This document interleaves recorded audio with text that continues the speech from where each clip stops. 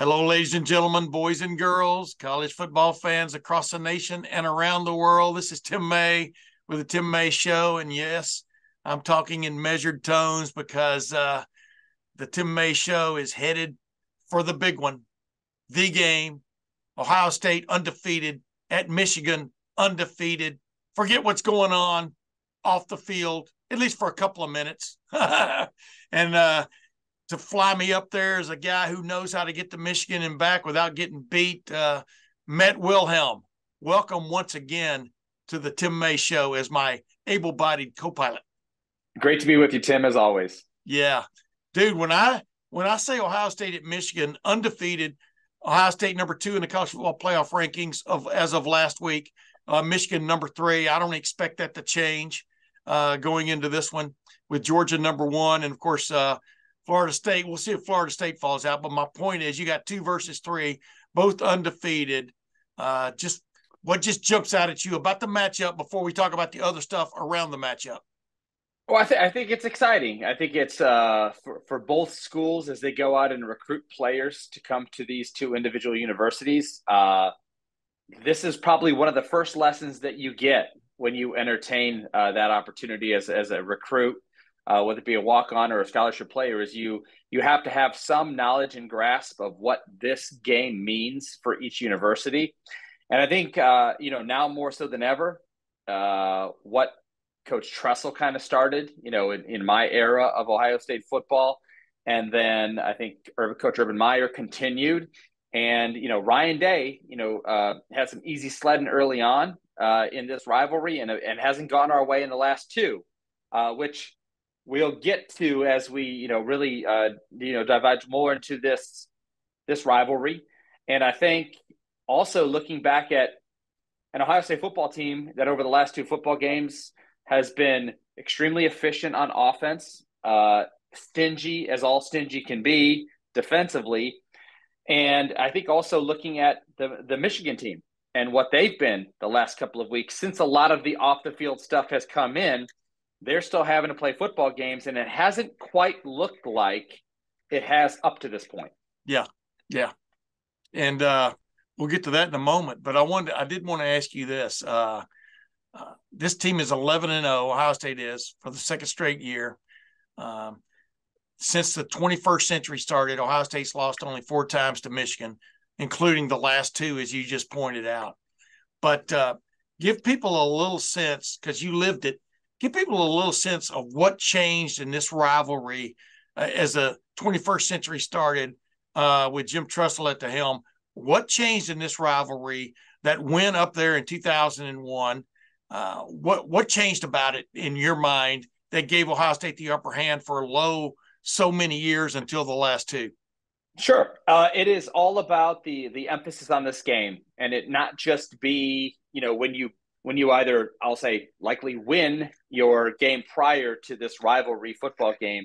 It was with Coach Tressel, it was a 24/7, 365 affair where your focus was never very far from this rivalry game and what it means to our state, to our university, to the former players, and what it will be for us when we have the opportunity to go out and prove ourselves, whether it be at home or, up in the big house.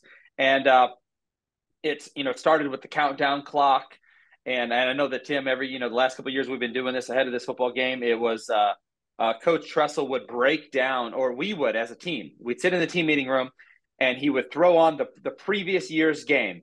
And I hope in some cases, that maybe Ryan Day adapts to some of those things, because for call it, 55 minutes, because it was really just, a series of big plays, broken down coverage or a run that pops for 75 yards, where it's the battle that we've seen, the back and forth battle. I punch you, you punch me, who can stand the longest. Yeah. But where I think, Michigan has really had the edge for whatever reason. We'll get into that too, as the week evolves.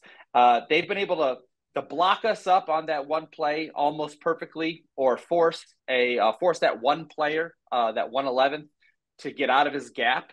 And that guy just gets on our safety, makes one little deviation, and it's one play 75 yards, one play 65 yards, and completely flips the game on its head. And so, and again, it's not just this rivalry, but it's football in general. It's your ability to do your job, play in, play out your 111th. And I think it's the little things in this game. We saw, with JT Barrett, the fourth down, the 4th and 1. Did he get it? Did he not? It was a matter of inches. Exactly. It was a matter of inches that we got it. And just even dissecting some of those runs that popped on us last year, or the coverages, it's one guy not doing his job. And it's not that he's like flat out not doing his job. He does it for 3/4 of the play, just not all the way through the play, and ends up getting turned, that little seam, and bam, 75-yard touchdowns. And so it's studying those things and understanding the emphasis on doing your job and being accountable to yourself, to the guy next to you, to then your teammates, the coaches, the university, and so on. And it only gets bigger and magnified from there. Yeah, I was going to say, this game is about big plays, man. It just, it seemed like for example, Jonathan Wells going right up the middle. Remember up there at Michigan in 2001, that just like 50 yards or whatever it was, but it just kind of broke that game open. And even Beanie, 5-6 years later. Oh yeah, no, but that's what I was getting to. I mean, it's just seemed like Ohio State in all of its wins has had a huge running play, at some form over the last 23 years. 22 years and stuff. And so, as a linebacker, you're sitting there and you're keen, for example, your position. Do you go into the game anxious, meaning you got a lot of anxiety going on? You're eager to play the game, but you got anxiety going on? Or is it more you're eager to play the game, knowing what's at stake? I mean, explain what that is for an individual player. Well, I think for us, like this year's team, like last year's team, in 2002, we went into the game completely undefeated with, at that time in the BCS era, the opportunity to play national championship. Yeah. And in this case, it's an opportunity to play for a Big Ten championship. You win that game, and most likely you're one of 4 who has an opportunity to compete for a national championship as well. So there's a lot on the line, and I think that's why, Monday, Tuesday, Wednesday are such core work days, like hard hat days, both not necessarily, obviously it's Wednesday, Thursday, Friday in the NFL, but where if you've been studying these guys, you have a firm understanding of who they are and what they do and what they like to do. Of course, you're going to go back and you're going to study last year's game. You're going to study a 4-game breakdown of who they are, and I do think to get into some of the X's and O's. There are definitely things that if Jim Knowles in this defense can minimize or handle specific players. I think in the run game there with Corum, it's been really good for Corum against bad teams. And it's been a kind of like, not a mishmash, but some success because they're a very good offensive line. He's a very good running back. But it's not what we've always seen from Michigan as of late when you see a better front or a team that's dedicated to stopping the run. Yeah. And then you get into, McCarthy. I think the one X factor in this game is, if we do in fact stop the run very well, is McCarthy's athleticism. His ability to elongate those plays, and or it's 3rd and 8 and he takes off and runs and gets the 8.5 and pushes and hands runs out of bounds. You don't even get a hit on the quarterback, and he gets the 8.5 yards that's needed, which is a backbreaker for you as a defense to have to go back out there and stop him for 3 more plays. So that's another X factor. And then I think their use of and I think this is an emphasis if I were a defense coordinator or a linebacker, is the tight ends in this system. Yes, they have some playmakers outside, but the Loveland kid and his ability to win one-on-one against the safety as a big body or be a better athlete than a linebacker in coverage. Now it's going to be different with maybe Steele Chambers, a very athletic linebacker on him, or Eichenberg, beating him up, jamming him off the line in situations. But those are some of my mild concerns. I think based on what I've seen, and I actually I texted my buddies, once the page turned to rivalry week, I sent them a screenshot of the ESPN stats on scoring defense. So Michigan's number 1 in the country at 9 points per game. Ohio State's number 2 in the country at 9.3 points per game. Michigan's number 1 in the country in yards allowed with like 234. Ohio State's like number 3 in the country with like 252. So a bettor's man is going to bet the under, in a game like this. So that 14-9 game like we had in 2002, seems very realistic because points are going to be very hard to come by. And then as you transition, out of the X's and O's, and we haven't even got into our offensive scheme yet, but talking about our defense is some of the decisions down in the red zone. That Ryan Day, if we move the ball successfully on that stingy Michigan defense down into the red zone, and do we, what's the threshold on going for it on fourth down? What do those plays look like? And I think, and maybe in some case, as we're talking through this, Ryan Day's learned from some of that, the jet sweep on fourth down at Notre Dame. Some of those plays that might have looked and felt really good in practice, that in the game, just, in a moment like that, you can't, that he's learned not to call that. And he's learned to maybe, what to do instead of in those moments. And I do think, lastly, the evolution of our offense as the season gone on. I think, Kyle McCord, we've looked clunky at times. He's looked clunky. And I'll also say we've been spoiled with Justin Fields and CJ Stroud for the last 4 years at Ohio State. But he's kind of come on, what Marvin means to our offense. I think what Travion means to our offense. Offensively, I think it's going to come down to our offensive line play because Michigan's defensive line is very good. But that said, going back to the red zone before I let you come up for air, is Sharon Moore, their interim head coach, having to make very difficult decisions in this game because and how that affects Michigan lore and Michigan moving forward. Because down in the red zone, do you take the points or do you go for it? And do they have those plays that they love? And so, Ryan Day knows what he's up against. This will be the first game as an interim head coach in this rivalry for Moore on the other side. And will it be a committee that makes these decisions? Will they have an analytics data sheet that they're going off of? Or is he just going with his gut and trusting his players? Yeah. Well, I asked you a while ago about being anxious, anxiety involved. I'll tell you what, Matt, for people who don't have a ticket to this game, gametime.co, the Game Time app, might be your salvation, ladies and gentlemen. I mean, I'm looking on the Game Time app right now on my phone, and the best deal they've got going on for getting in, this is being section 40, row 11, is $884 a seat. Their cheapest ticket, as we talk here, as we record this early in the week, early on Thanksgiving week, their cheapest ticket to get in at the moment is $675. That's an end zone seat. Bottom line is, ladies and gentlemen, 2006 was the game of the century. 2001 was the game that really turned the tide for Ohio State. 2006 was the game of the century, as most people remember, unless you weren't there and you didn't put in. You decided to stay home, not pay the exorbitant fee, whatever you want to call it for this game. To be there, you got to be there. And this is being, by all manner, this is one of the great collisions in college football history coming up on Saturday, not just for the Big Ten East title to stay viable in the college football playoff, but also the last time that the Big Ten East title, for example, will be up for grabs because next year is going to be a big potpourri when the 4 teams from the Pac-12 join the Big Ten. So the Game Time app, gametime.co, it's a place to go. And remember, if you download the Game Time app and you make a purchase and you use the promo code Buckeyes, you'll get $20 off that first purchase. So $20 off $675, that's a pretty good deal. $655. It's better than $675.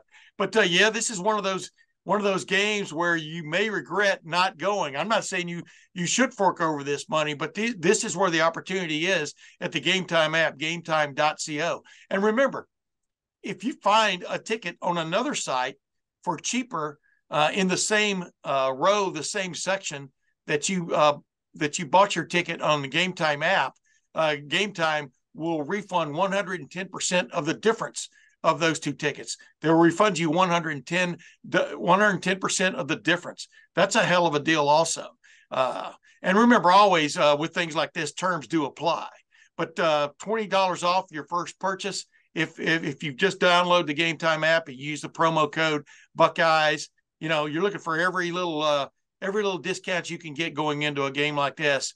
And so if you've waited, if you put it off, if you've already done your Thanksgiving shopping but haven't bought your Ohio State at Michigan ticket for what promises to be one of the great games in history, And now's the time to do it. That's the Game Time app, gametime.co. Back to you, Matt Wilhelm. I'm sure you have your plans for Saturday, no matter what they are. I wanted to ask you this before we move on, because I've got two really good guests on this program this week. I've got Paul Finebaum from ESPN fame, and everybody knows the mouth from the South. And then I've got John U. Bacon, longtime Michigan historian, et cetera, coming up.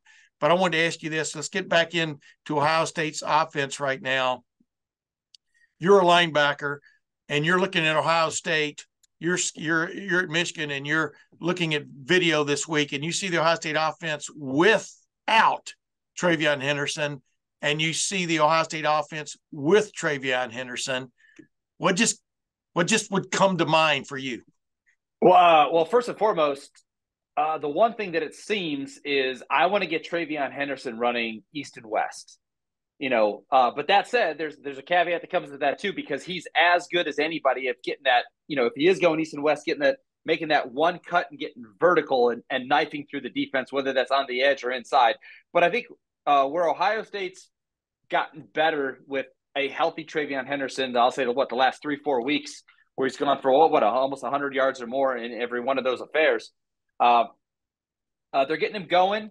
I think that Ryan Day has found that he's durable enough to take all those carries, because everything behind him with Mayan Williams being hurt, and Hayden and McAllister and those other guys haven't really, taken some of those carries away. They spell him, but they don't get the 6, 7, 8, 9, 10 carries that they might have gotten, last year in the past. So I think there's a trust that's been developed in TreVeyon being healthy, Ryan Day understanding his strengths, what plays they like.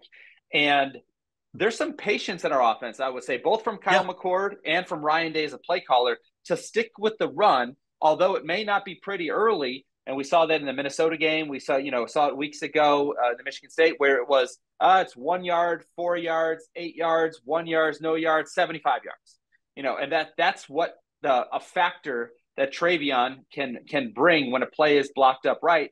And, just like I'll say a Michigan running back or Blake Corum, I'll take TreVeyon on a safety, in space as often as possible. So it's really based around that front. And then I think there's what it forces and how it aids Kyle McCord in this offense is now, once you've stuck to the run and you're making some success on the ground, when you flash that football in play action, and you maybe break tendency, because again, that's what we're in right now. That's the one thing I loved about, studying the game and watching the film is you determine a game flow about how the offensive play caller, what we expect them to be in, what Ryan Day does on specific downs and distances. And I even think the folks calling the game this past week against Minnesota even said it was, Ryan Day has developed a tendency, and if the commentators can pick up on it, the opponents can, a tendency to do, I forget, it was maybe it was throw on second down and long, after a 2 or 3 yard run, and he went run. Yeah. So and it just, those little things, again, with lightning in a bottle, that is TreVeyon Henderson in our run game, playing as well as he is extremely dangerous for us. And our ability to flash that football, create a little bit of doubt, and allow, Kyle McCord to throw to bigger zone windows, to not only Marvin Harrison, but now that we've got Emeka Egbuka coming back, being our leading receiver last week against Minnesota. That was great to see, because we haven't needed him to be that guy very often, but to see him healthy and to see him, do what he does, stretch the seam, run those in routes and allow us to move Marvin around. So TreVeyon's a game breaker, and the more that we can have healthy, and, the more we can have in the stable in a game like this, it's going to be needed against this team. Yeah.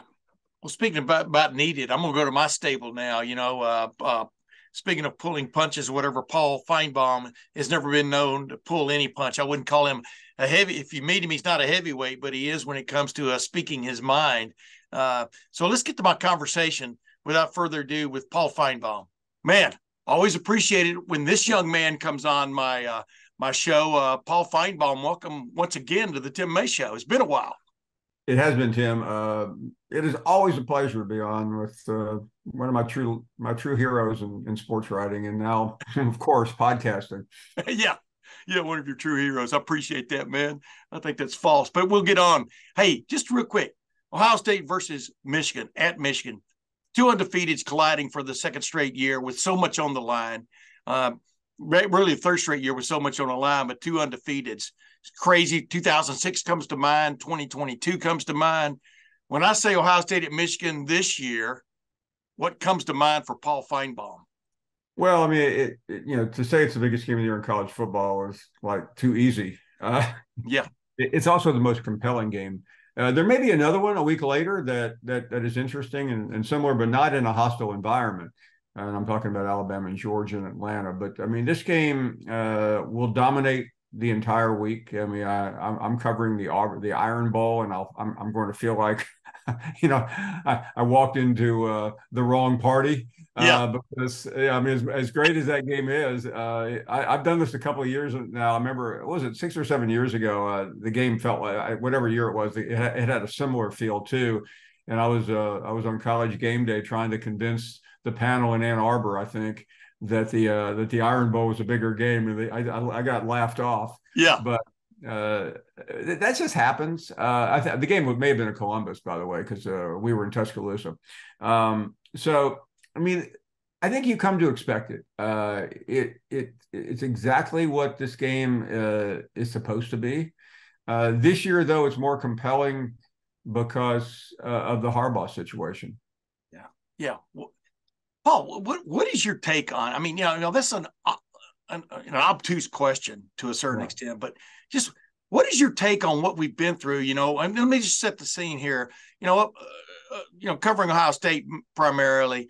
You saw Michigan try to throw everything on Ohio State for what has gone wrong with them over the last month, including Ryan Day claiming he had a brother that was, you know what I mean? You've kept up with it and stuff. What is your take on how Michigan has handled this situation? I mean, their president came out in full support of Jim Harbaugh and his team like 2 weeks ago, 3 weeks ago, and a lot of people were praising that. Now I'm thinking Santa Ono is going, oh no, what did I do? Will there be Christmas this year with Santa?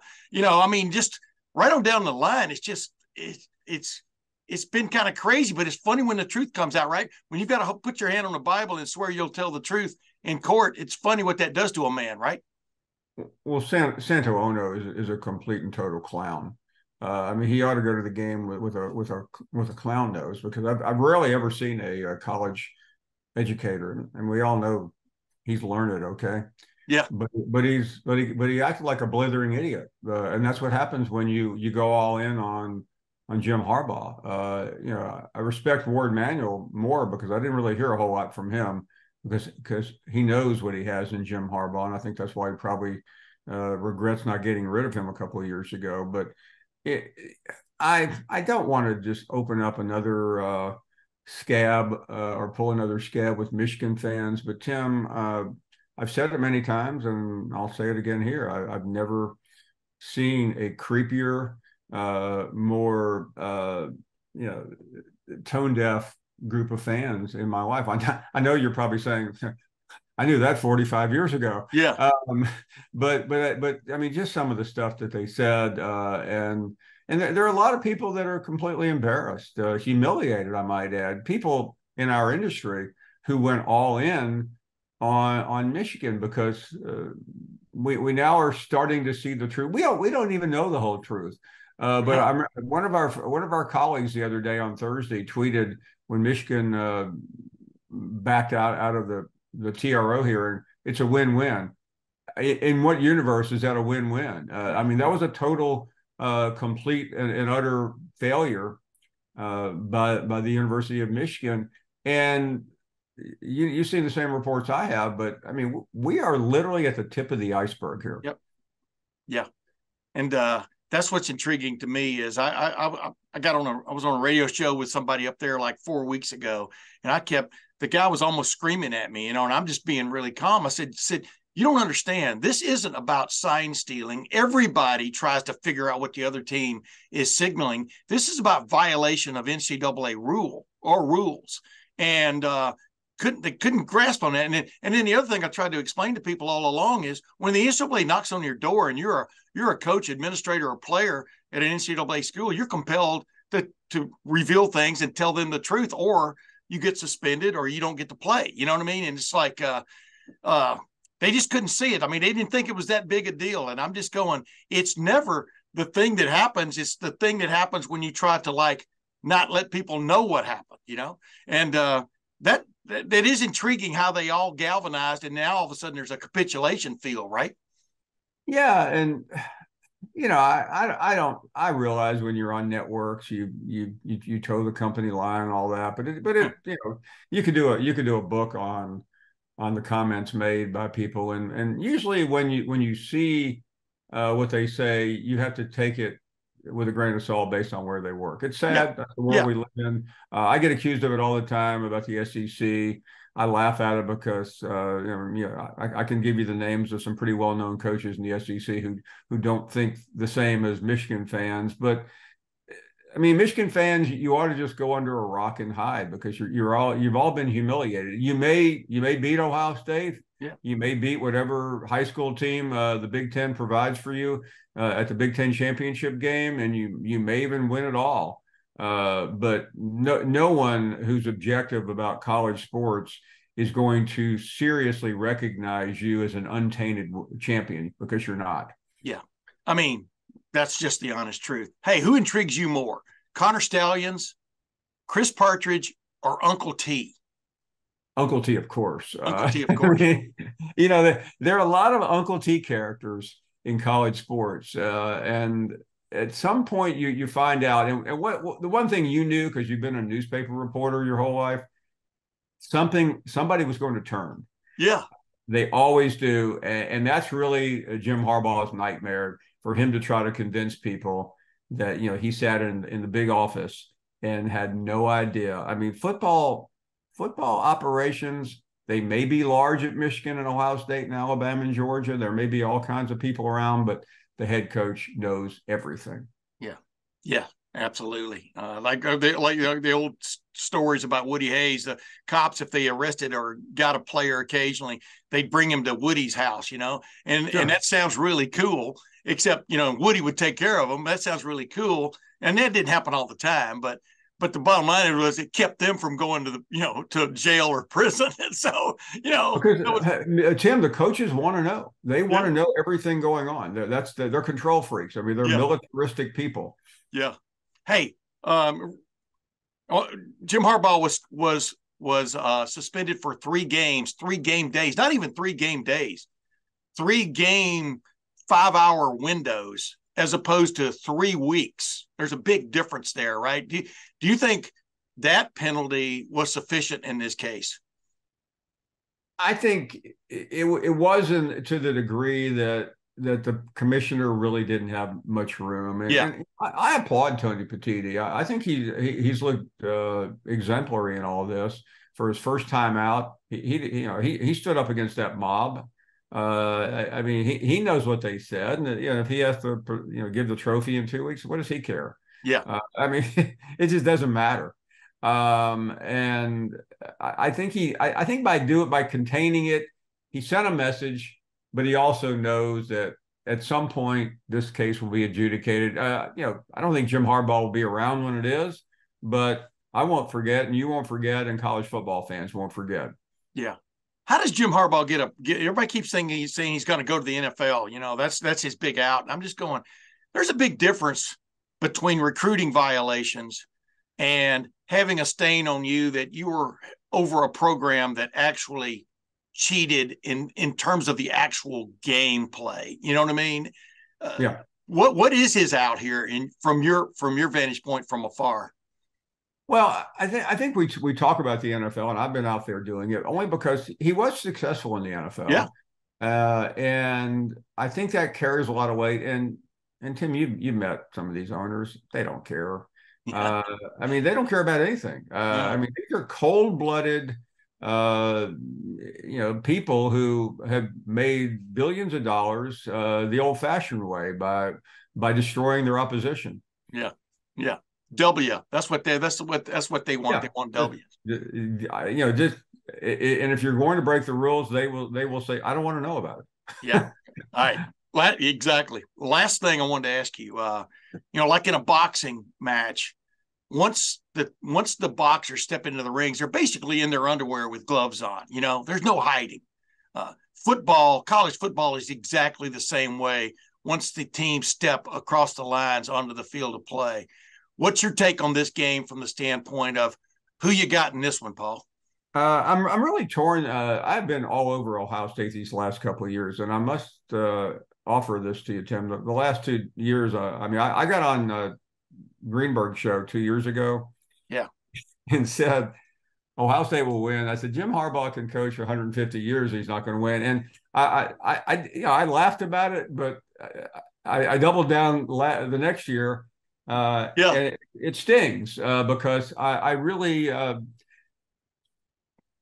I like Ohio State. You know that. I know a lot of Ohio State people, but I felt badly last year walking out of the stadium in Atlanta because I felt like Ohio State deserved to win that game. So I'd like to see Ohio State get back in the playoffs. But I just feel like, and I don't have a great feel. It's too early for me, but because I don't know what other thing is going to fall out of the closet by next Saturday. But I have a slight lean toward Michigan, and it could be, Tim, that I just want to see them get in the playoffs and get humiliated again by an SEC school. In some ways, I want that. I don't want that for Ohio State because I respect the Ohio State program. I don't respect the Michigan program, and I'd like to see Kirby Smart, like the great Larry Munson once said, step on their face with a hobnail boot. Hobnail boot, yeah, that's one of the great. By the way, do you think the College Football Playoff Committee will take into consideration what's been revealed here? I mean, now that Michigan has accepted punishment and they know, will that have any bearing on who their Final Four is? I think, in spite of what they say, I think the only time it will have a bearing is if Ohio State wins the game. I mean, let's say it's a 40-yard field goal. I don't think they'll put Michigan in. And quite frankly, why would they put Michigan in? I mean, they played no one. They've done nothing, and I think that's the way they send the message. But if Michigan wins, then it's a fait accompli. I mean, they have the singular best win of the year in college football. I think it's a far more interesting conversation if Ohio State's on the losing end by the same number. Feels like we've been there before. Yeah. Hey, one last follow-up, and I'll let you go because I appreciate you. You just talked about, feeling good about Ohio State versus Michigan 2 years ago, and then last year you doubled down. Do you feel like those games in your mind now that you look back on this whole situation, do you feel like also, well, maybe I don't feel as bad as I did because maybe things were tainted? I mean, how does a fan look at – how should a fan look at this? I think if you're true to your feelings, there's no way you can look at what Michigan has done the last 2 years and feel good about those wins. I had a conversation with a former Heisman Trophy winner at Michigan a couple of days ago, and he was telling me on TV that recruiting and all the great players. Well, they have a lot of great players, but you know what? So does Ohio State. Yeah. And there has to be a reason. There has to be an explanation of why Ohio State looks so poor. It would be great. It would be justice if Ohio State went in there and did what we said a minute ago, and then that would be the clearest indication of what I know a lot of your fans believe in Ohio, that Michigan cannot win this game honestly. Yeah. Well, Paul Finebaum, thanks for joining me again, and happy Thanksgiving, my man. Tim, it's always a pleasure. Happy Thanksgiving, and can't wait to see you. You got that right. See you down the road, man. Thank you. Like I said, ladies and gentlemen, Paul Finebaum doesn't pull any punches, and I think Ohio State fans kind of like it when he seems to be saying good things about Ohio State. What do you think there, Matt? I agree completely, and it's something that I've both monitored from afar, and when I can tune in, and it's when it's Finebaum with a kind of a headline, something about the cheating scandal. I click and watch that short video, Then I go to YouTube because it's again. There's a steamroll effect for us as Buckeye fans who want the hammer brought down on everything going on at Michigan, and I think as a national pundit, Paul Finebaum, as a college football expert, not only in the SEC anymore but now nationally, has been kind of leading the charge on, I'll say the depth and the negativity and being very opinionated on what he feels should happen to this team. I don't read into, all of what, because that's not, the NCAA and the Big Ten. And I think time will let all those things play out. But it's definitely going to be a factor. And I think, getting back to, not only Finebaum's narrative, but watching Michigan against Penn State, eventually Michigan, overtook Penn State, watching them, ahead of our game this week against Maryland, it was, and my mind says it's not as easy for Michigan as it has always looked this year. Is that because they're not getting, they don't have signs, Maryland signs, and I take a very optimistic approach as it pertains to us, that if they've had our signs the last 2 years, that we're a better team, we're a different team. Yeah. And if they don't have our signs, you kind of you have some optimism associated with it. But I'll be honest, as a Buckeye former player, I was pessimistic about Ohio State for a long time, although we've been undefeated, and it had a lot to do with just the clunky offense, and our defense just, again, over time has stayed very level. They haven't been very, very high or low, and I think the last 2 weeks, as I mentioned earlier, the offensive performances by McCord and Travion Henderson, and then lastly, I'll say, the one thing that I think even preseason or ahead of Notre Dame that's making us more dangerous defensively is we're very sound as a defense. We tackle very well with Denzel Burke and Matthews and Proctor and Igbinosun on the back end. They're solid, and can play great at times. They will be stressed by this defense and play action scenarios, but up front, Tyleik Williams has been a dude all year. He might not be the flashiest, sexiest player, but he's a dude. And then I think the kind of the yin and the yang, the guys that have been most critical of early in the season was, JTT and Jack Sawyer. And both of them over the last 6 to 7 games have had their moments where, either one or the other has been, in line for a defensive player of the game type accreditation. We saw Sawyer do it last week. And that's a positive sign that we hope, this fire has been building, with all of these guys finally, and having taken it on the chin. You got to figure, JTT and Jack Sawyer and all those other guys in that class are 0-2 against that team up north. Yeah. And they want to get that set of gold pants that they've heard so much about, that they wanted to come here to compete in this rivalry. Well, and this is an amazing opportunity to do it out on the road. Yeah. Hold your thought now. Let's get the thoughts from John U. Bacon, who's been a long time historian, more, as much as anything else with the Michigan program. And it pretty much plays it right down the middle, is pretty straightforward in his takes. Let's get John U. Bacon's take on this game from an interview I did with him a short time ago. John U. Bacon, man, you can't have Thanksgiving week without some bacon. John U. Bacon, welcome back once again to the Tim May Show, the aficionado of all things Michigan sports, especially Michigan football, et cetera. You've been in the news lately. So is Michigan football. Also, ladies and gentlemen, as you know, an author extraordinaire, New York Times bestseller list, and he's got a new book coming out about the Edmund Fitzgerald. And I think I've heard, based on that theme, you might have another book coming out about Jim Harbaugh after that. Well, am I getting my, a lot of false things have come out, the last several weeks, John U. Bacon. Is that accurate? Well, yeah, I mean, it's a constant challenge in this never-ending story to try to sift through what's real and what's BS, and there's plenty of both. But there's no question that we can say, whatever the clouds are around, that when Michigan came out 10 days ago with a fire-breathing 10-page letter from the attorneys and Ward Manuel, who signed it, very, very powerful, very persuasive, not backing off 1 inch, and basically accusing the Big Ten of not following its own rules, and very eagerly awaiting Michigan's day in court. And then the night before that day of court is going to come, they back off and they compromise by entirely accepting the 3-game suspension, which is not much of a compromise. And then we learned why, and that it looks to be Chris Partridge, the linebackers coach, had been accused of telling the players not to cooperate, I think is how it all breaks down, with the NCAA, whatever role otherwise he might have had, who knows. Harbaugh so far has not been implicated in this, and the Big Ten and the NCAA have been quick to say that. But that's only going to help him so much based on Rule 11.1.1 point one. Tracking me so far, Tim? I know you know this one. Oh, yeah. But it's the captain of the ship rule, which says that doesn't matter.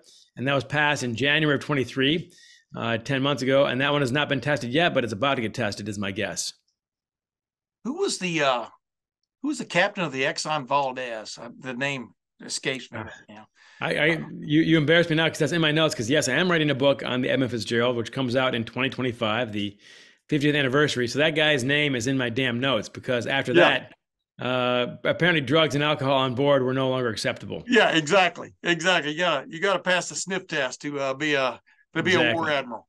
Yeah, John, just you personally, I think it's right to call you a Michigan fan. I mean, you've grown up Michigan, et cetera. You've done books about Michigan football that are just ridiculously detailed, et cetera. Some great books out there. And lead from what's the name of the book that I really like? Those about your youth hockey.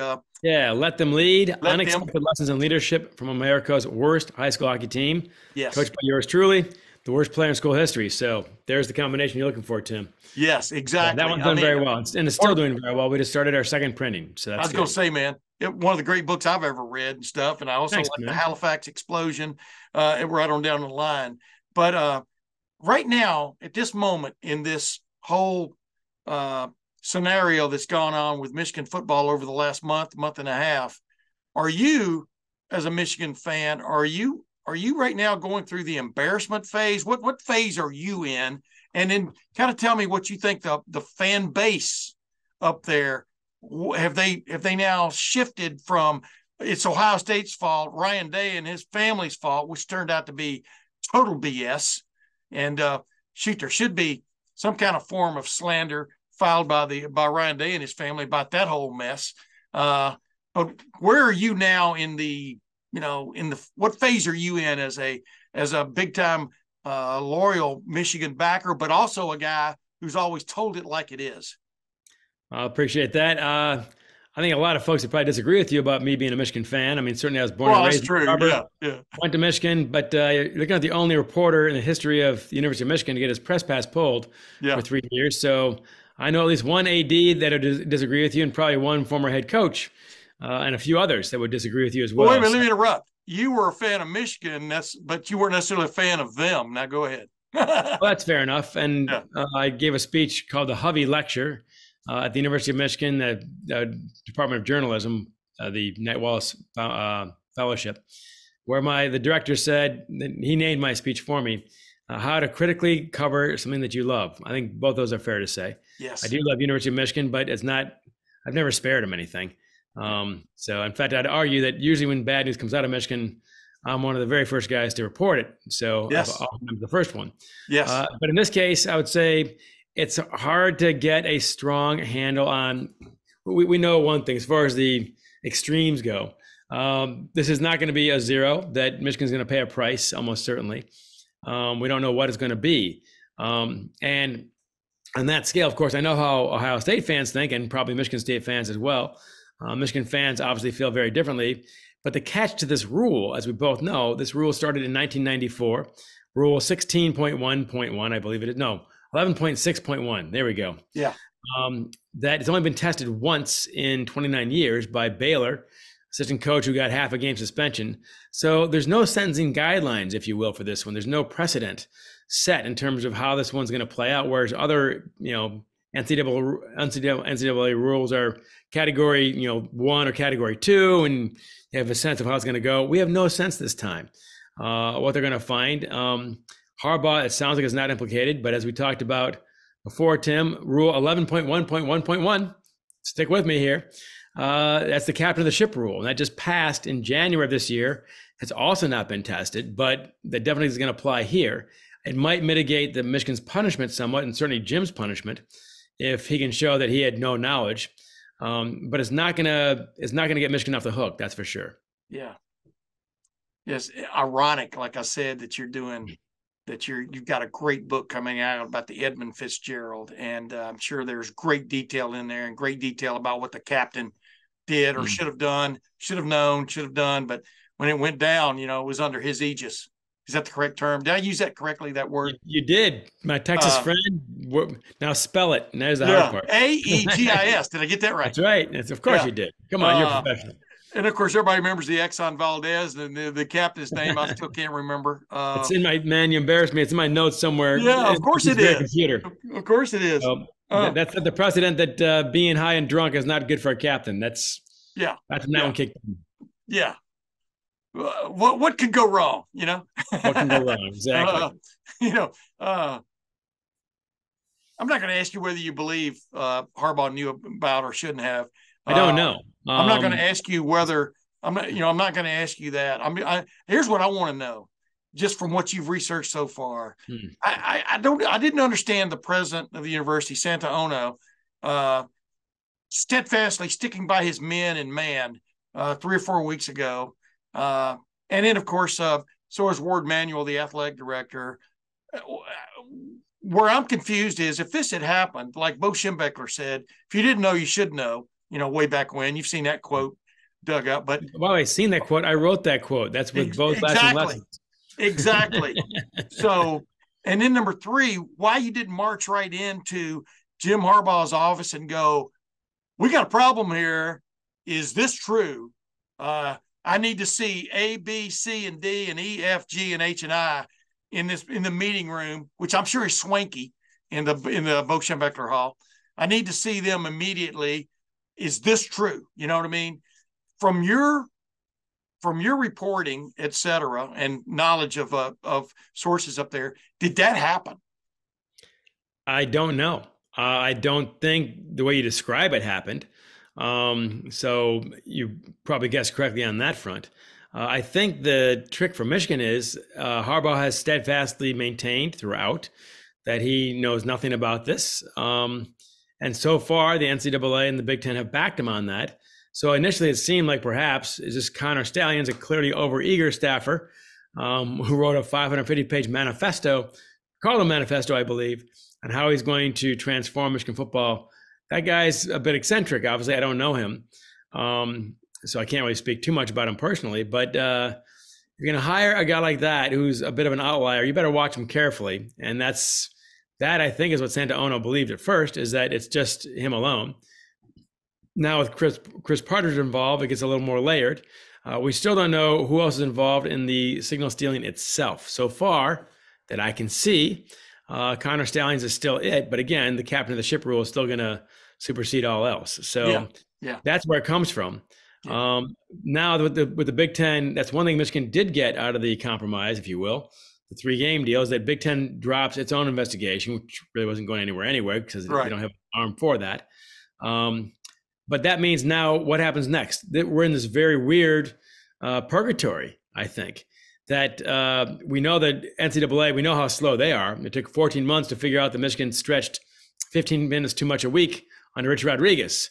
And in this case, they've not even given Michigan their 90-day notice yet, which gives them 90 days beyond that. So we know just from that math alone, this is going to not be resolved until after the season.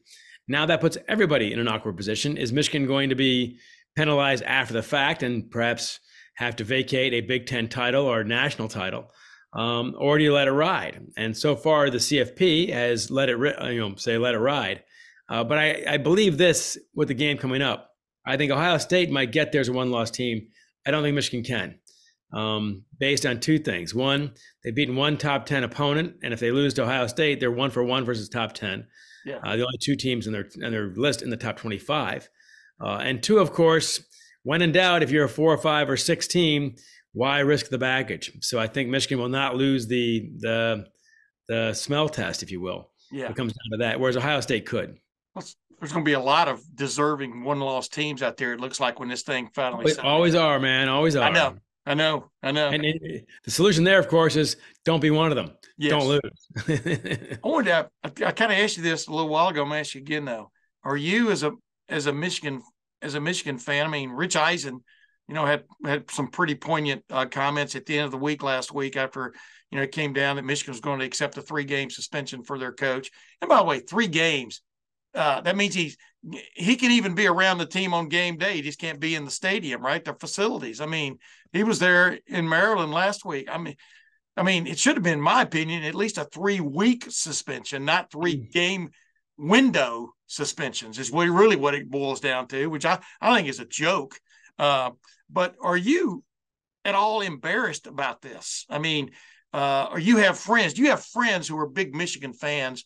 Are they now turning and kind of going, boy, we really stood up for Michigan and our guy and everything, and now all of a sudden they accepted, they were going 50 and a 30, I mean, you know what I mean? Or is the I can say objectively, is the fandom shifting on this? Go ahead.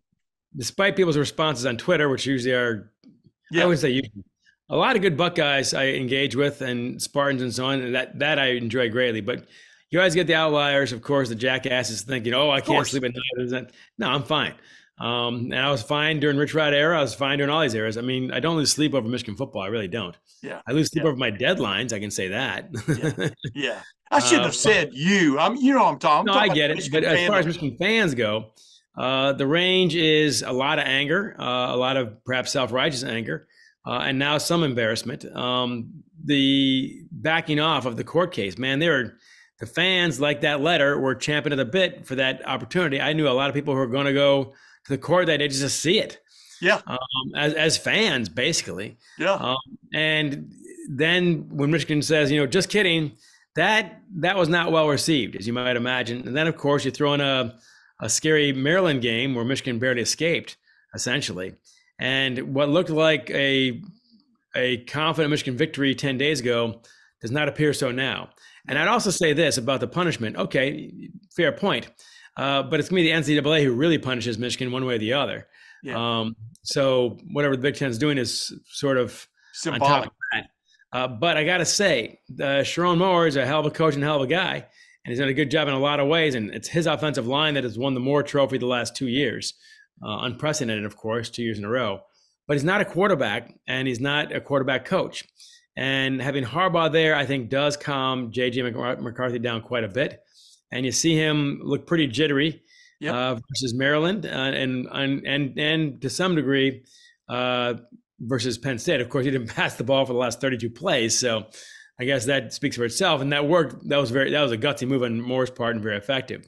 But I do think going into the Ohio State game, man, I'm sorry, there's no game that prepares you for that game. And I recall eons ago, John Falk, the legendary Michigan equipment manager, warning Rick Leach in the 70s, the 4-year quarterback, you better strap on your chin strap a little tighter this time. And Rick says, what are you talking about? We've already played all these other teams. And Rick came back after the first series. Goes, I got it. Yeah, you're right. Yeah. Exactly. The pressure of this game is unlike any other. And I think that to have a calm force talking to your quarterback is a huge help. And they're going to be missing that this Saturday. Yeah. Hey, I'll ask you if you don't want to answer this, fine.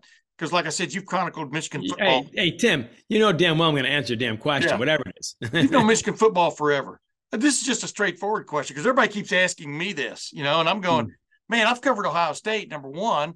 I mean, I sat by 8 feet from Jim Harbaugh when he made the declaration, the guarantee of victory in '86 because I was up there to cover that. And but is Jim Harbaugh the Michigan head coach next year?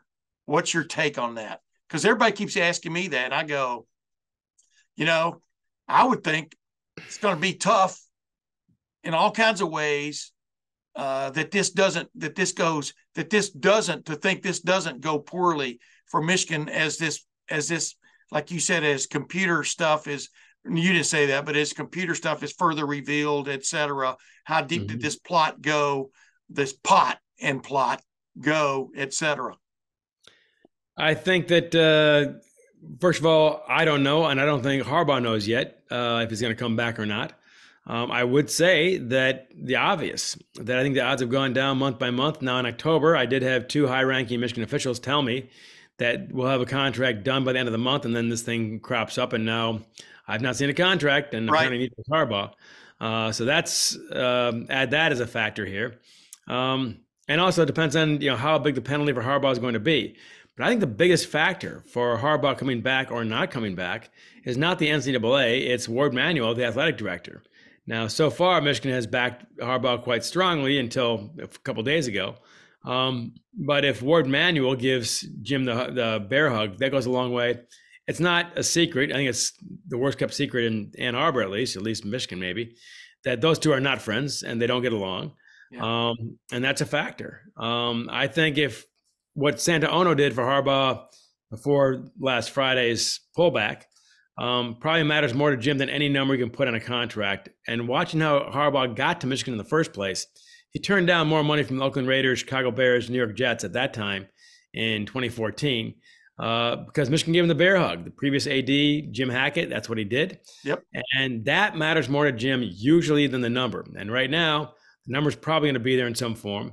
Will the bear hug be there? Not sure. And at some point also, if the NCAA is crawling around you, what time do you say, screw this, there's no NCAA in the NFL, there's no recruiting, there's no this, there's no that. I would have to think that becomes more appealing each time. And the Bears have got an open job, and Oakland Raiders, who've always liked Jim, he's their former quarterback coach under Al Davis. It's not hard to imagine where he might go. Yeah, I can see that. Yeah, that's what Pete Carroll said. Well, it might be some parallels. We'll see. Parallel, yeah. Hey, we're going to talk about the game. I promise you in just a minute. But I want to ask one other thing. Do you think Santaono regrets what, his statement and stuff like of a few weeks ago until the smoke cleared on this thing? Do you think he regrets? I don't think the smoke is cleared yet. I'll say this: he's not said anything like it since. Yes. So I've not talked to him. I've had a little bit of contact over the last year and a half or so with Santaono, who's read my books. God bless him. But he said nothing else like it since. Now, see what happens next. But for the next 7 days, of course, Jim Harbaugh is not the head coach, essentially. Yeah. And by the way, on the game, might as well jump to it. Yeah, let's go. Is that this game, you and I have been covering this stuff for a long time, and you started covering this stuff when I was a college senior, for crying out loud. So yeah, there we are. You must have been a young buck out there, man. 29 years old. Man. See how young I still am? Yeah. There you go. Look, this game is, I've never seen a game of this stakes. Michigan, Ohio State. I suppose 69 before I was aware of what the hell is going on. Bo versus Woody. But this game, fairly or not, accurately or not, is going to play as a triple game. Because if Ohio State wins it, the claim is going to be, well, yeah, when Michigan's cheating, we can't beat them, but when they're not cheating, we beat them every time, which would otherwise be the case. If Michigan wins this game without their head coach, and clearly no signal stealing this time around because everyone's changed him, and Connor Stalions is gone, and Chris Partridge is now gone, and so on, Michigan can claim, see, it was all BS the whole time. It makes no difference. We beat you straight up, and blah, blah, blah. So This game is going to validate or invalidate the last two games, fairly or not. That's how it's going to play. So the stakes here could not be much bigger. Plus, throwing 2 11-0s, 2 top 4s, Big Ten title, almost a cakewalk through whoever the hell's in the West. I guess it's Iowa now. Whoever that is, I mean, they're going to be a 1, 2, or 3 seed, and not a 4 seed in the college football playoff. So I'd say a 1 or 2 seed probably. Yeah. I've never seen stakes like this. I really haven't. Yeah. Well, 06 was pretty big because the winner was going to go to the that's right, automatically BCS championship game. And you're exactly right. The stakes have rarely been this high. This should be the game of the century too, right? Because 06 was the game of the century. It's a little early to be calling something the game of the whatever of the century when the century just started. It is 23. We're not even a quarter into it, right? Yeah. Now now you could call this one the game of the century, and you'd say, "Oh, we were a little hasty there in 06." But dude, I mean, with Bo Schembechler dying the day before in 06 and all that, you just thought nothing's going to ever top this from a pre-game, just whatever you want, build up to that game. That was so crazy. And now this is crazier because now you've got a team not just fighting for a victory, but fighting for its reputation in Michigan. And you've got another team with a chip on its shoulder, and it's been added a chip on its shoulder is like, how much was Michigan aided by whatever was going on for the last 2 years? And who can put a number on that and stuff. But it was very interesting to watch Michigan have trouble with Maryland last week. Very interesting. That said, they had trouble with Illinois the year before, escaped right. the last-second field goal and then beat Ohio State. So I'd never look at things like in college football as harbingers for what's going to come next. You know what I mean? But this is a really good Michigan football team as opposed to badminton team. You've been around it for almost as long as I've been covering sports. How good a team is this one compared to the ones you've seen in the past? The complaint, of course, throughout the season was, okay, they look great and they're passing the eye test and they're 9-0, 10-0, and so on. But who have they played? Yeah, and that's legit. It is legit, absolutely. I mean, not a single top 25 team until they played Penn State, and they look pretty good against Penn State in many ways. And again, just jamming the ball down their throats is always impressive, of course. Yeah, but against Maryland, they looked entirely human. And clearly the better team, and maybe a few plays, make a big difference. But so what? That's football. Yes. I thought the offensive line has looked more mortal the last two games than the immortal line of the last 2 years, where you can just push and all kinds of time back there for the quarterback.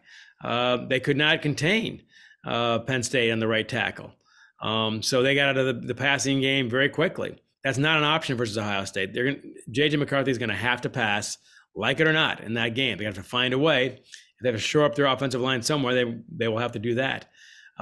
J.J. McCarthy himself is, I think, a little banged up. I don't know the details, and in college football, you don't have to say, but yeah, I've seen him limping on and off. Bowling Green, third game, I think it was. I saw him do it again against Maryland. And then, of course, Roman Wilson was out, but now he's back in. Yeah. If you'd asked me before Penn State who's going to win the Michigan-Ohio State game, I'd say Michigan by 10.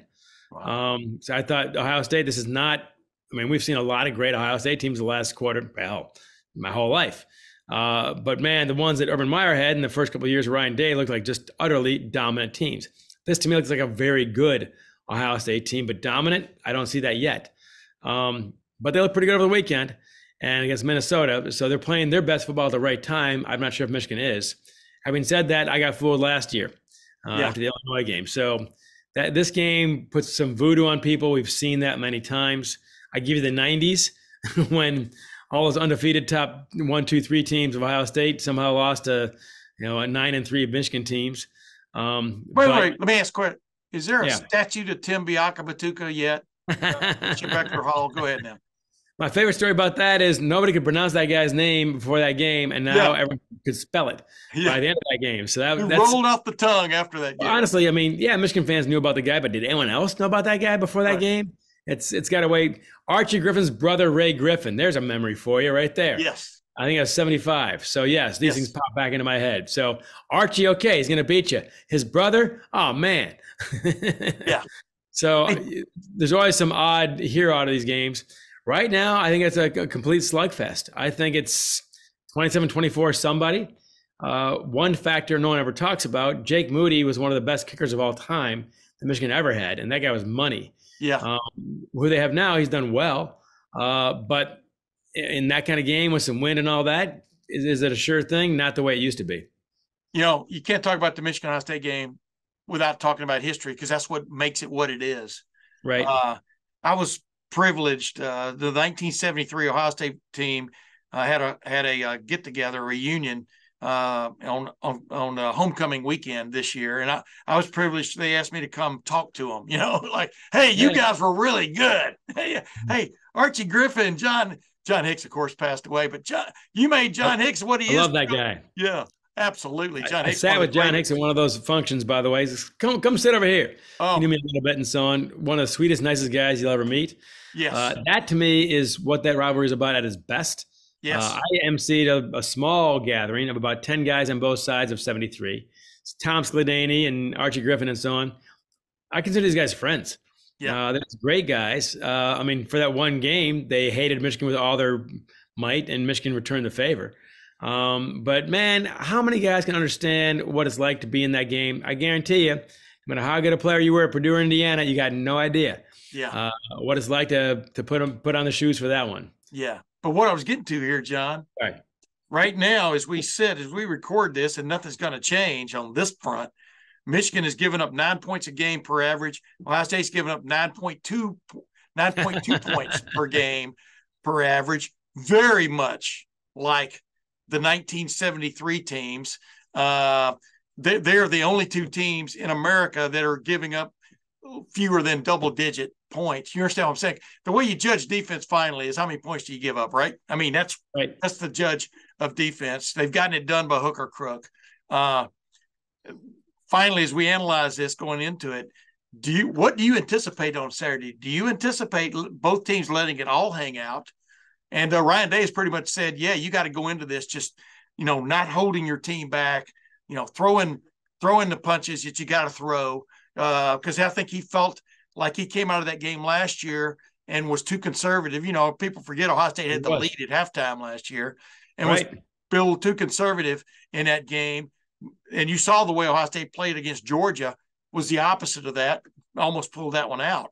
But the bottom line, what do you anticipate Saturday against the number two, the game between number 2 Ohio State and number 3 Michigan in the college football rankings?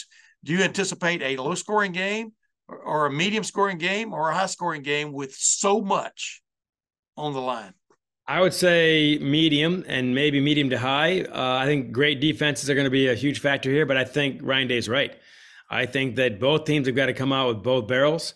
I see it more like 2006, the 42-39 Classic. And if that was the game of the century, 1 versus 2, undefeated and so on, that game delivered. Now, obviously, Michigan fans aren't wild about how it finished, but wow. What a game. That game, and I got to tell you, it was not a game of mistakes. No. That game was play after play after play. Offense, defense, both teams, exactly. Haymakers on both sides. It was just spectacular football.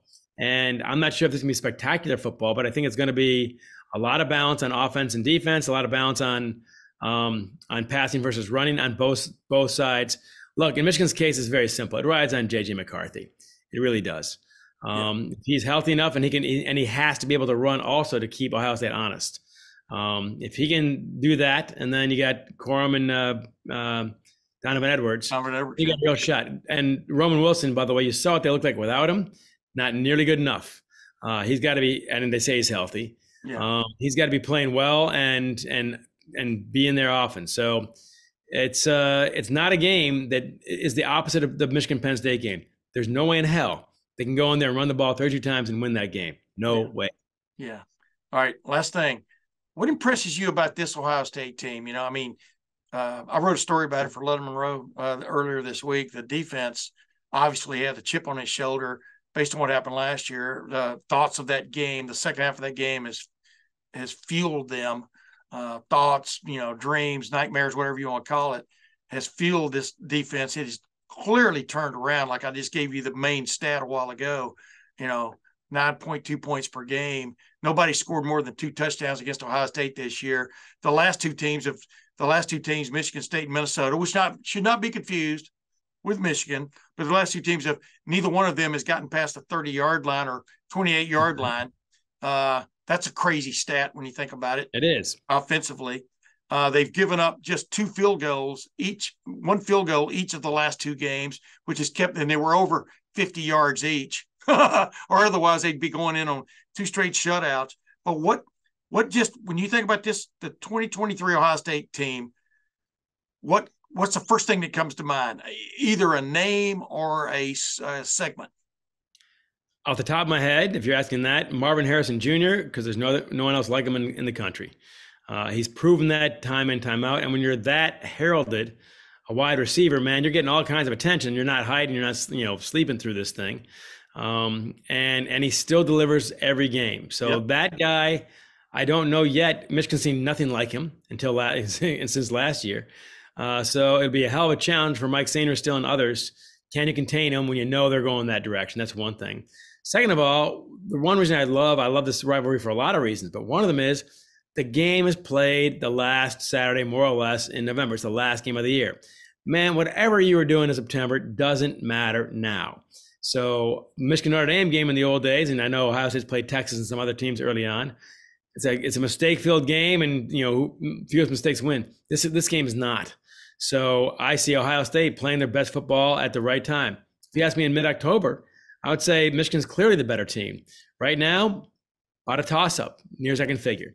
Yeah. And so what impresses me is that they tuned out all the noise, and they've just gotten better and better bit by bit. Offense is defense is decent. Your quarterback is not your quarterback, but Ohio State's quarterback has improved enough to unleash Harrison.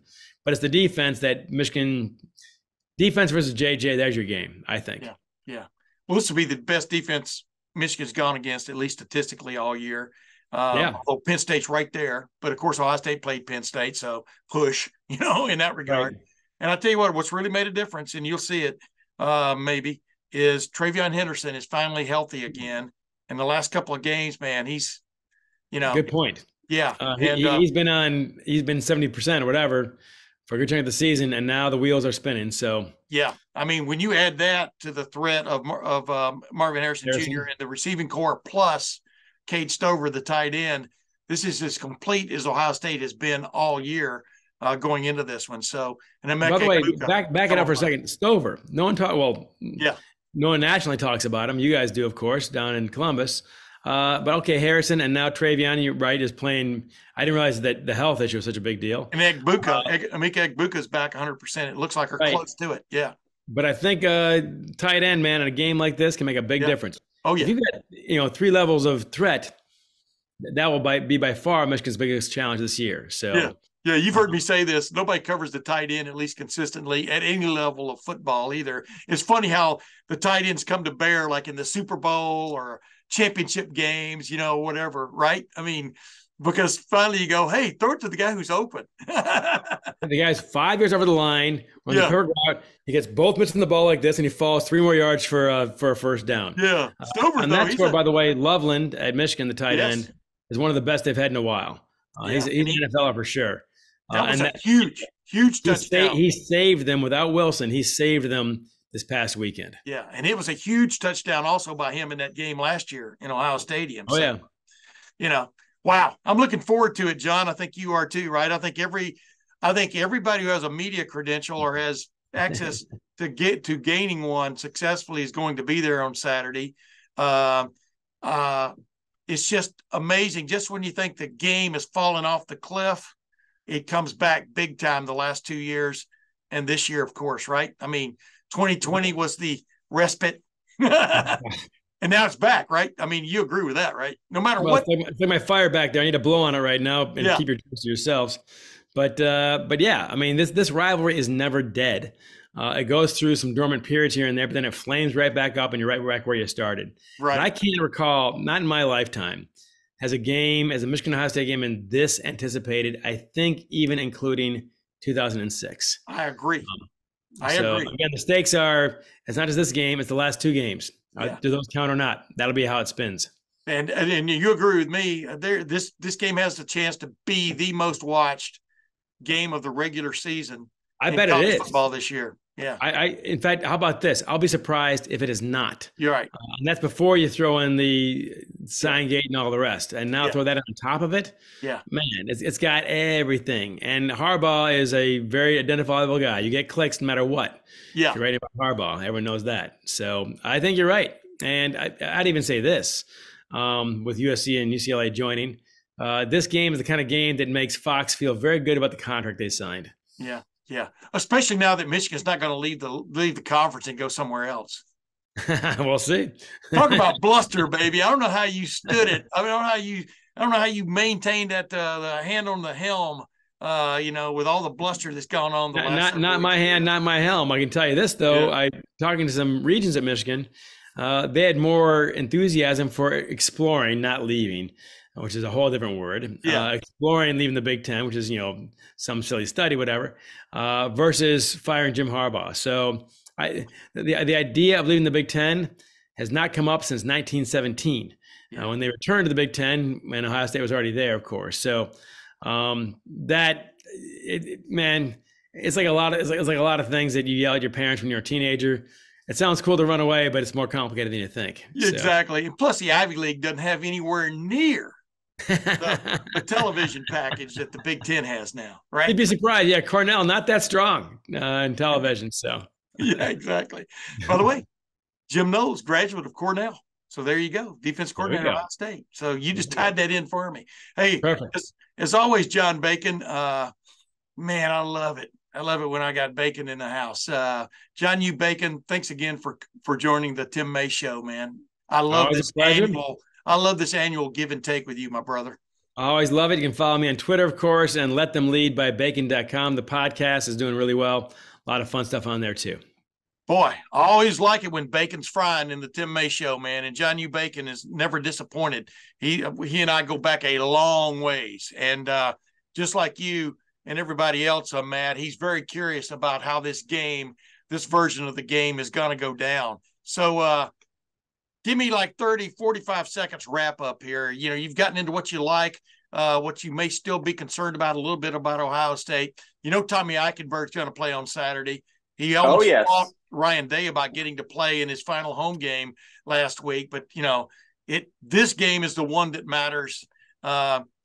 Just give me 30 seconds of succinct thoughts about this game and what we're going to see Saturday.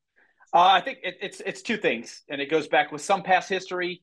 And as stingy as our defense has been this year, I'm gonna hang my hat on two things. And I talked about it a little bit earlier. I'm gonna say for both sides to keep it a game, because we have big play capabilities with Marvin and Travion is big plays. You know, and I would say 20, you know, plays of 20 yards or more, either through the air or on the ground. The team that has the most of those, good chance that they're going to win. You mean like last year? You mean like last year? Exactly. And then on the flip side is 50 or more. It goes back to the red zone. You know, the red zone is, you know, yards are going to be tough to come by. And so when those opportunities arise for you to get inside the 20 is, and I go back to the Ohio State-Rutgers game, 5 chances inside the 20, and it came away with 3 points, 7 points, something like that. Yeah. So not a lot. So that gives me an immense sense of optimism about our side. But on the flip side, you know, Michigan's no slouch in what they're going to do inside the red zone. They're going to suffocate you inside that red zone. So the creativity from the offensive play callers to find those open guys, and then who's settling for field goals, who's going for it on fourth downs, and who's going to get those touchdowns. Because I think touchdowns in this football game are going to be very hard to come by as well because of these two stout defenses. Yeah, that's always the prime currency in this game, in the game, is touchdowns. But, you know, if you got a chance to take the lead, like bothered me about Ohio State at Notre Dame. They had a chance to take a lead with a field goal and went for it. I'm talking about earlier in the game. You know what I mean? I think you stack points when you can, but man, touchdowns are always at a premium. And to your point, Tim, the mentality, or at least my mentality in my football experience, is the reason why you get points is because you're not. How many more opportunities will you have to get down there? Correct. You know, and if you don't get down there again, you'd rather have the 3 now. Going in at halftime to not have the goose egg, or, you know, and I know, gosh, everybody who plays football, coaches football, wants 7 points, but to walk away with 0 is extremely deflating. And a momentum shift for that other team. When you can get 3, you know, and then when you go down there, you strategically, based around the game playing out, because you're not guaranteed a bunch of other opportunities to get down there, and you have to rely on big plays at that point. So get the points when you can. Gotcha. Matt Wilhelm, as usual, you brought it, man. I hardly had to say 8 words. I think my viewers are glad I wasn't interrupting you all the time, because that's what I'm want to do. But you're going to be back next week. You know that, right? Absolutely. You're going to be back next week. We're going to dissect the carcass of Ohio State at Michigan, everything on the line. We didn't even get into the real stuff going on off the field because my other 2 guests handled that. But I do want to ask you one last thing. When you found out pretty much that Michigan was getting prior knowledge, or had prior knowledge about signals and what play, not just whether there was going to be a run or a pass, but some instances there's indication they knew what play was coming. Yes. Did it make you, as a former football player, did it make you nauseous? What was your? We don't have to get into breaking all that down, but what does it make you? Did it make you sick to your stomach? How would you describe it? It does, and the reason why is because when you study an opponent, again, I said 4-game breakdown, and you're probably watching last year's game, is like you and, you know, your defense. I'll say your defense coordinator, your linebacker coach, and you are studying hours and hours and hours of film so that you yourself can, have a good inclination of what's coming, down and distance, place on the field, wind, which hash is the ball on, and and it's like you try to memorize those tendencies and shrink that offense to expect this or that, and then you get into formation, or what personnel grouping. Are they in 11? Are they in 12? Are the tight ends together? Are they ace formation? And then you go, based on your film study, it's either going to be this or this. And that's the players and coaches doing the work during the week and then going out and playing the game. This is preemptive, chat GPT, artificial intelligence, basically taking all that prep out. You're going to do some prep, but if we got their signs, you can focus so much more on you because you feel like you have your opponent in the bag.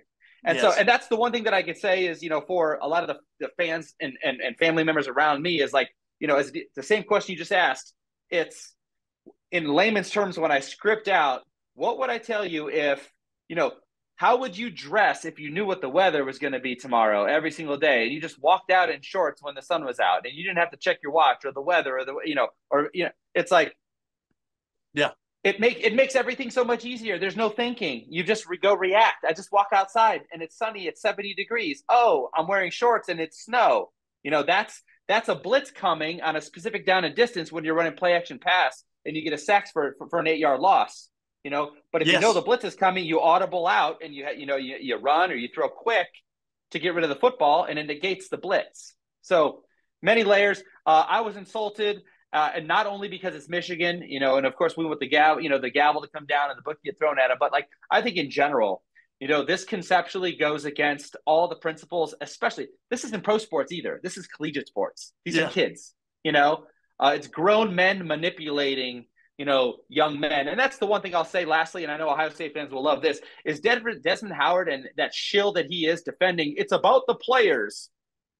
The players are literally being told. The players aren't playing. The players are being robots. Wired with what's coming to go react. That's not hard to do. It's not about the players anymore. And Harbaugh took that away when he validated all this plan. Years ago. I think the many people that defended and or came offensively at Ohio State and stuff and Ryan Day in the beginning of this scandal. Trying to think he had something to do with it. Ohio State had something to do with it. Ryan Day's family had something to do with it. They've got to feel very embarrassed right now, whether they admit it or not. And they've got to feel pretty embarrassed. But you heard me ask John U. Bacon about that. You've got to feel pretty embarrassed about this team you've been rooting for, thinking it was all this, and really, in some respects, it was all that. But think about this, Tim, and I'll just leave you with this. And I think it was Mecca Don, the former player who's now the rapper down in Columbus, and it was losing this game and losing this rivalry year after year. Harbaugh being 0-5, and his finding the right defensive coordinator and the right offensive coordinator, and going out and selling and trying to build a team that you think can beat Ohio State still was never good enough. That you got pushed this far. To go find these victories if it does in fact, come out that they were doing it at the level they were doing it. Yeah. Hey, but Harbaugh didn't know anything about it. Of course. We'll see where that goes. We'll see where that goes. Right. Ladies and gentlemen, Matt Wilhelm he's always blitzing. That's what Michigan should have known about him. Matt Wilhelm, once again, co-pilot on the Tim May Show. Excellent job, man. You're going to be back next week, right? Yes, sir. We did a preview, and we're going to do the review. Yeah, we're going to do the preview of the Big Ten Championship game and the review of the Ohio State at Michigan. I got Ohio State winning. Do you have Ohio State winning? I do, and a very, very close one. There you go. Well, he didn't stick his neck out very far, but he stuck his neck out, ladies and gentlemen. Right. But we'll be back, and until next week, ladies and gentlemen, we'll see you then.